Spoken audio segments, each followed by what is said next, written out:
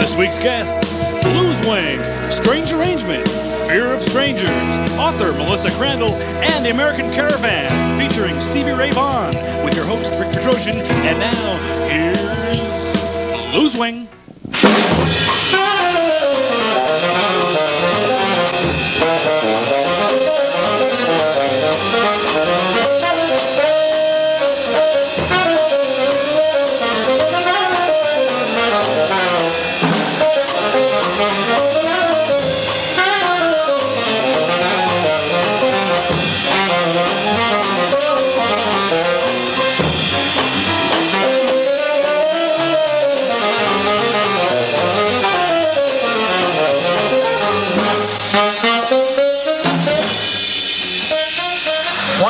Things about Upbeat is getting to meet guys like Colin McGinnis from BluesWing.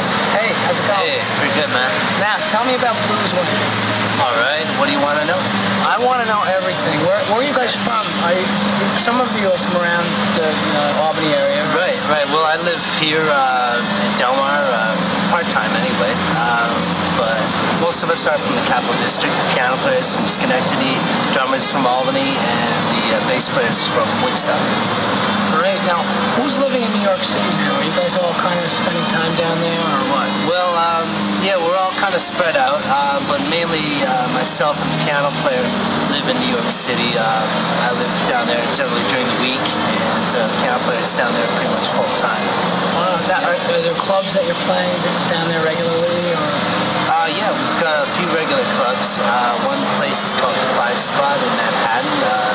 We play at another place in Greenwich Village called Smalls. We also play at Birdland as well. Oh, great. Now, how would you describe your sound? Is it kind of blues, jazz, or? Well, I'd say, yeah, blues jazz is a good description, Ricky. Yeah, but I like to think of it more as jazz blues, actually. Okay, all right, that's fair enough. Now, where around the Albany area do you play?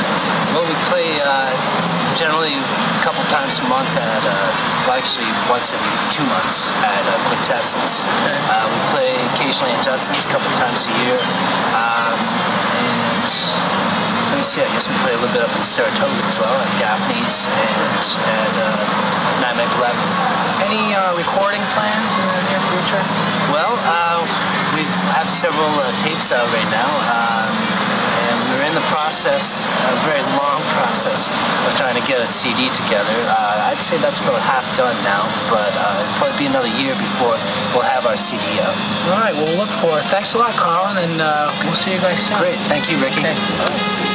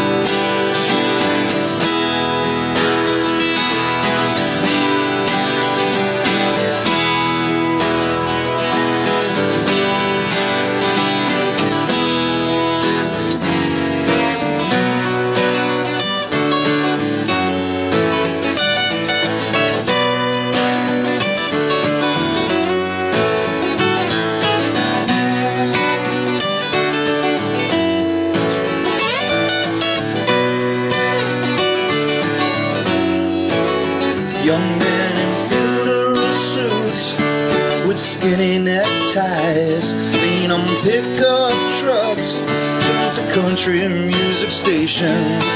Never sleep with cigarettes drawn as the preacher eulogizes about a friend's miscalculations. And rain like teardrops begins to fall. Susan hangs up the phone, picks up her laundry, change for the bus. Get a picture of the baby. Slips into the street, trying to go unnoticed, wondering to herself about the move she's making lately. Rain like teardrops begins to fall. Lonely cold rain on us all. Close your eyes to the rain that falls. It's only temporary rain.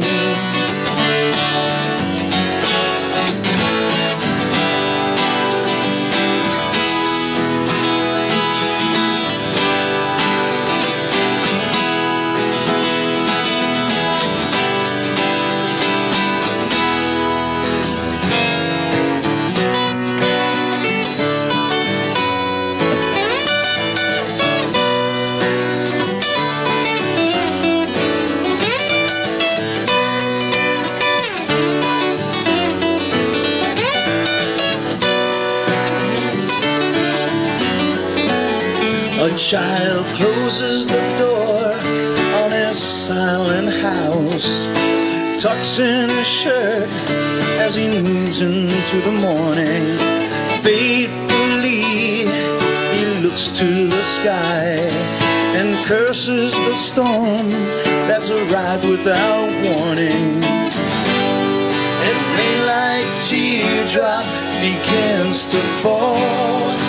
Lonely cold rain on us all. Close your eyes to the rain that falls. It's only temporary rain. It's only temporary rain. It's only temporary rain. It's only temporary rain.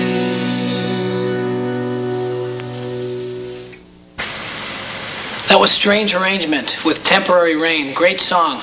The next thing we have is a real treat. This is the band Fear of Strangers from 1980, captured live at J.B. Scott's. J.B. Scott's was a club in Albany, New York, 321 Central Avenue, where Drome Sound is now. It was a really great place. It seated about 400 people, and it had a huge dance floor, and all kinds of bands that were up and coming back then played there. U2 was there, and they got about 20 people. Nobody knew who they were. The Pretenders, Jack Bruce came in there. A lot of really big names came in and out of there, and the place burned down in the mid-'80s. But we have this video of Fear of Strangers playing the song Volts, which was written by Todd Nelson. Fear of Strangers was Val Haynes, who's now in New York and has a solo career going, has a couple CDs out. Todd Nelson, who's now in Boston and coming back and forth to the Capital District. He's playing in a lot of bands. He's doing well. Al Cash is playing drums. He lives in New Baltimore with his wife Judy and his daughter Emma. He's playing a lot. Steve Cohen lives in New York City now. He's not playing anymore. He's in a management company. He's doing well. And Doug White, the other guitar player with the blonde hair and the mustache, died about 2 years ago. Anyway, this is a great video. I don't think hardly anyone's seen it before. Let's take a look at it. Everybody dance!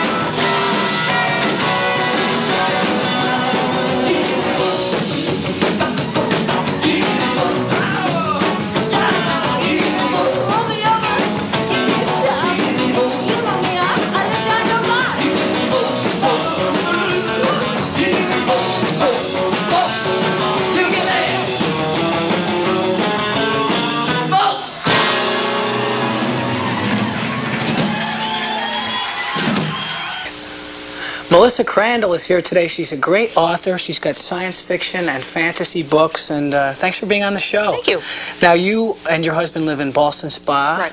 And did you grow up in this area? Yeah, I grew up in Clifton Park. And you went to high school? Yeah. You did go to high school, right? Yeah. You took English and everything, probably. I came full-blown from the brow of Zeus. Yeah, I went to Shenandoah and bopped around from college to college to college and finally managed to get a degree and did pretty much nothing with it. But I've always done the writing.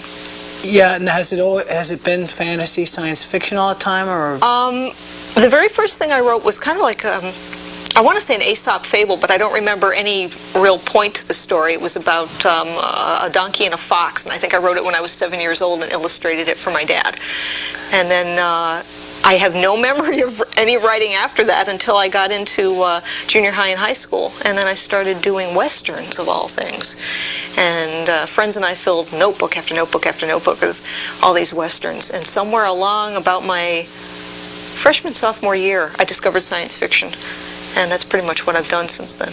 Well, I'll tell you, I never cease to amaze my friends when I'm out of town. I can always find one of your books in every airport or any bookstore. Oh, good. And I can find dedications to people that we know, and it's very impressive. The Ice Trap, the Star Trek book, was this your first big... That was the first, yeah. And this was written in conjunction with a couple other people? Yeah, it was written in collaboration with two other... See, I didn't go... I can't write. I can't even read, so, thank you. Collaboration. My collaborators were Karen Rose Sircone and Julia Eklar. And Julia has another Trek book out called the Kobayashi Maru. And the three of us got together and decided to see if we could sell one, and they bought it. That's great, and you called yourselves L.A. Graff. Our director's last name is Graff, and he's a big science fiction. Well, I told you what that stands for, right? No. That stands for Let's All Get Rich and Famous. Really? Yeah. I love that. That's good. Now, and then your first by yourself was the Shell Game. Yes. And it has your name on here, Yes, which is does. nice. That's pretty heady stuff to come into a bookstore and finally see one with your name. Oh, it's good. I like just knowing people that Now, tell me, these both deal with the original Star Trek crew, correct? Will you be writing any for the Next Generation or Deep Space? It's not out of lack of desire on my part that I haven't been doing any Trek. They are pretty much a glutted market. The last time I talked to anybody from Pocket Books, which are the ones that do the Trek books, they have manuscripts up until like 1996 for Next Gen and I think the original Trek and possibly even Deep Space Nine. So everybody wants to get on the Trek bandwagon. You've got a lot of fans out there and they all want to do the books. And so it was time to kind of branch out if I could. It's a very competitive market. Very competitive. And speaking of branching out, these two books came out this week, right? Am I correct? Quantum Leap and Earth 2, but 2 in 1 week. You can't beat that. I got real lucky. I got real lucky. You're on a hot street. Will you touch me? She's hot. Yeah, Ooh, your cold hands. wet. Well, I've been in this hot studio all day. The Quantum Leap book I actually wrote over a year ago. But this was the spot it was slated for because they're not doing one a month. The Trek books come out one a month. You'll have one Next Gen, one original, and I don't know exactly how they're staggering them, but you get one a month. I think the Quantum Leaps are coming out at one every 3 or 4 months. So that was slated for this. And then my editor who got me to do the Quantum Leap book called me and said, gee, do you want to do a novel for this new series that's coming out, an original novel? And I said, okay, sure. And I got about 100 pages into it, and she called me and she said, well, the guy who was going to do the first novel has decided he doesn't want to do it, and we're not going to go with the premise he went. We're going to do a novelization of the pilot episode. Do you want that instead of doing the original novel? And I said, sure. And they gave me 3 months to do it. Wow, that's 3 months. Was that enough time? It was pushing it. What made it a little bit easier was that I had their shooting script. So that gave me the scenarios. But you have to build all the words around it and make it into a viable story rather than all these cuts and jumps that you use on television. So I was under the wire a little bit with that one. I'm impressed. Now, are you working on any new things? Yeah, I'm working on an original fantasy novel. Actually 2 original fantasy novels, one of which is bogged down, so I'm working on the other one. It's like songwriting. Yeah. So I'd like to get my name out there with something that's really mine. Now, these will open some doors for you, having been published. Yeah, it helps to be able to go to a publisher with or without an agent, and say, hey, I've got 4 books. And they're going to go, well, at least we know you can write. Great. Will you come back and be on the show when your next book comes out? Sure. Good. Okay, thanks a lot for being on the show. Thank you, Rick. Okay.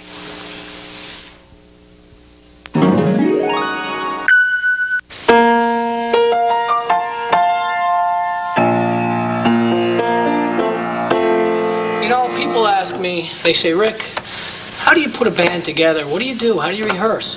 Well, whatever works for you is the best way, but I've found over the years some certain things that work for me and have worked in a lot of the different bands I've been in, and I'm going to share them with you. First of all, decide what material the band is going to do, whether it's going to be originals or covers or a combination of each, and decide who's going to pick the stuff, who's going to write it, who's going to present the cover material, and be in agreement on that before you go into the band. And whoever's going to introduce the material, make tapes for everybody in the band and give them to everyone so everyone can learn the material before the first rehearsal.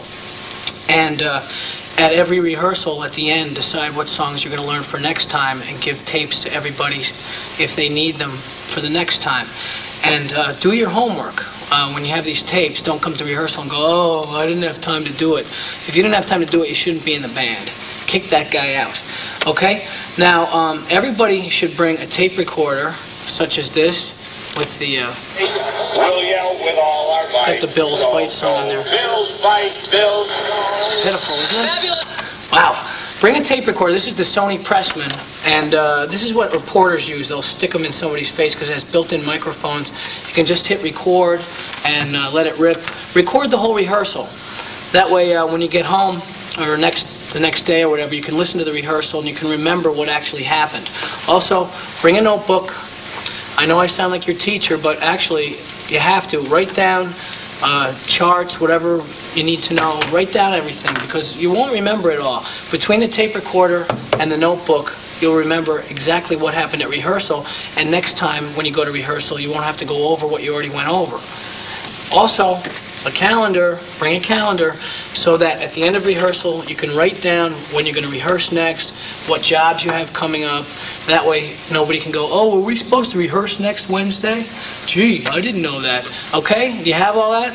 Great. Now, the next thing we're going to look at is called American Caravan. This was recorded in Memphis in 1986. It was a pilot for a proposed PBS series. Stevie Ray Vaughan, Lonnie Mack, and Marshall Chapman are featured, and the series was never accepted, but I was involved in this. I was playing with Marshall Chapman's band. And actually, the bass player for Lonnie Mack, his name is Tim Drummond. He played on Neil Young Harvest, Neil Young Harvest Moon. I believe he played on a couple Bob Dylan albums. I think Blood on the Tracks. And he's played with Jimmy Buffett. There's a lot of big names, actually, that were involved in this. And it was a lot of fun. It was at the Orpheum Theater in Memphis, where Elvis Presley used to be an usher. So check it out. Nobody's ever seen this before. And as a little footnote, Stevie Ray Vaughan played in Albany a couple days after this, and that was when he got all his equipment stolen at the Albany airport. Who did that? Okay, check it out. Then there's the American Caravan's very own Calendar Girls. Again, backed by the Java Kings, the Calendar Girls feature a clever blend of Western swing, rock-a-boogie, and East Coast big band, Caravan style. Well, get out of my way, you small town clown. One gal is the turn of the town. Bought a car, drove to Omaha, went a little too fast. Going to the law, couldn't pay the ticket, so here's what they done. They threw me in jail for having too much fun. Too much fun, that's news to me. Too much fun, oh yeah, there must be a whole lot of things that I never done. I never had too much fun. I met a truck driver driving to L.A. She said, hey mama, show me the way. The cruised up son said, what did I find? He wanted my money, said, what's yours is mine. When I found a cop, he said, look here, hun, you're going to jail for having too much fun. Too much fun, that's news to me. Too much fun, oh yeah, there must be a whole lot of things that I never done. I never had too much fun.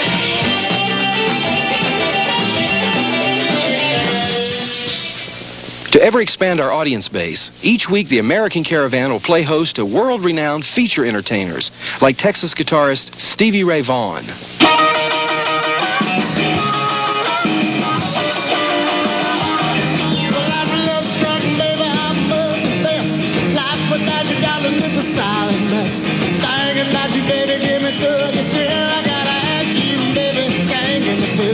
I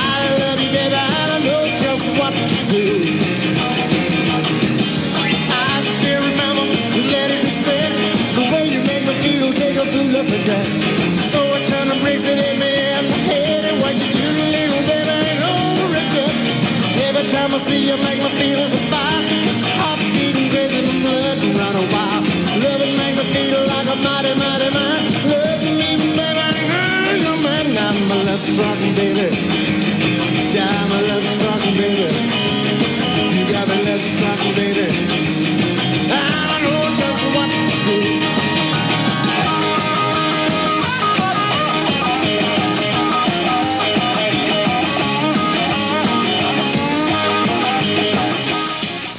Rounding out each week, the American Caravan will highlight artists whom we feel best represent the various sounds that are American music. With a twist on the sound that made Memphis famous, here's songwriter-performer Marshall Chapman.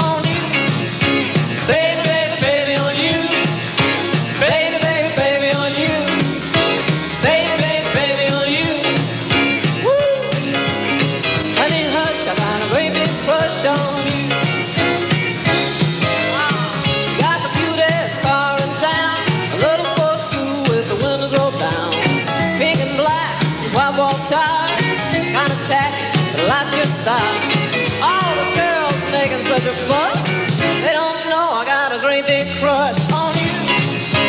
Baby, baby, baby, on you. Each weekend from the 1st of June through Labor Day, it's the summer, public television, and the American Caravan. It all starts when we record our 13 one-hour episodes of the American Caravan throughout May 1987 as an integral part of the Memphis in May festivities. And we'll be working very closely with our public television and armed forces affiliates in a national promotional campaign to bring our viewers to Memphis to be on Caravan with us as we record the American Caravan with the entire city of Memphis as the backdrop.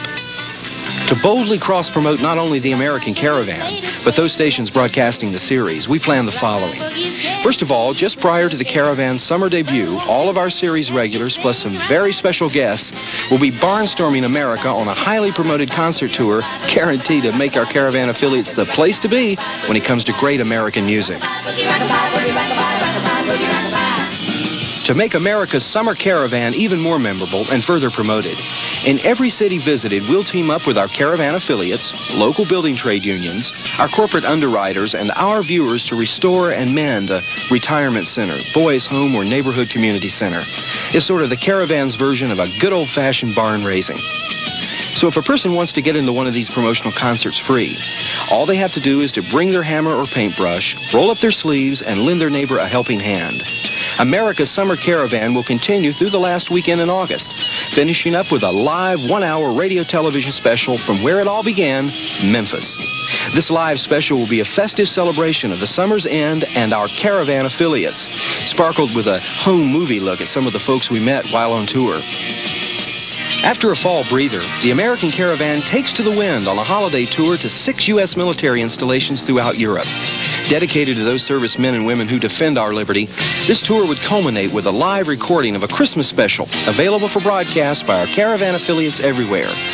Then it's back home to the States where we'll begin to create and rehearse completely new episodes of the American Caravan where it all begins again.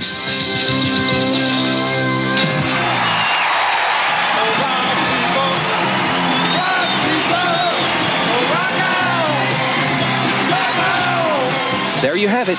Soon to be America's premier music television series, The American Caravan. 13 weeks of great music, a barnstorming promotional concert tour, 2 outstanding specials, and goodwill. A series truly befitting the traditions of the Grand Ole Opry, the Louisiana Hayride, Soundstage, and a Prairie Home Companion. So remember, around the world, wherever there's great music, you're on The American Caravan. Be there.